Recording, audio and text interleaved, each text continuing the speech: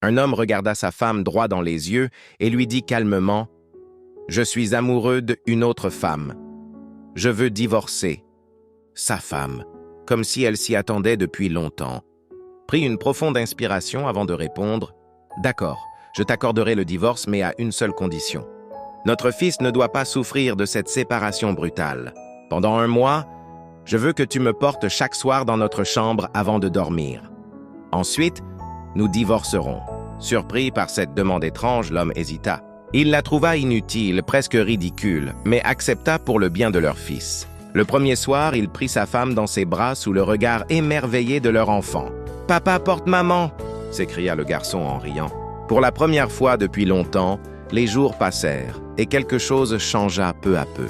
À chaque fois qu'il la portait, il la trouvait plus légère. Son corps devenait fragile, son visage plus pâle et son silence plus profond. Il commença à remarquer ce qu'il avait ignoré pendant des années. Les fines rides autour de ses yeux, la fatigue derrière son sourire, la douceur avec laquelle elle prenait soin de leur fils sans jamais se plaindre. Un soir, elle se regarda dans le miroir et murmura « J'ai beaucoup maigri ces derniers temps. Tu ne trouves pas ?» Son cœur se serra. Cette nuit-là, tout lui parut différent. Le lendemain, en rentrant du travail, il appela l'autre femme et lui dit simplement « Je ne peux pas continuer. J'ai compris que c'est ma femme que j'aime. » Il acheta ensuite un bouquet de fleurs et écrivit sur la carte « Je te porterai dans mes bras pour le reste de ma vie. » Pressé de rentrer chez lui, il trouva son fils en pleurs dès qu'il franchit la porte. « Papa, maman est dans la chambre. Elle ne se réveille pas. » Paniqué, il courut dans la chambre. Elle était allongée, immobile. À côté d'elle, une lettre. Les mains tremblantes, il l'ouvrit. « Mon amour, je savais que la fin approchait. Le médecin m'avait annoncé qu'il ne me restait qu'1 mois à vivre. Je ne voulais pas que notre fils souffre de notre séparation.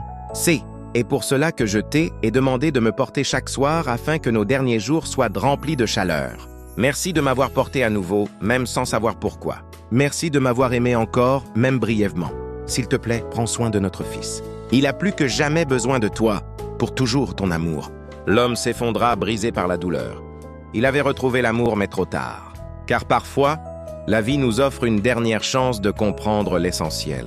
Ce ne sont pas les mots qui comptent le plus, mais la présence, l'attention et les gestes simples du quotidien.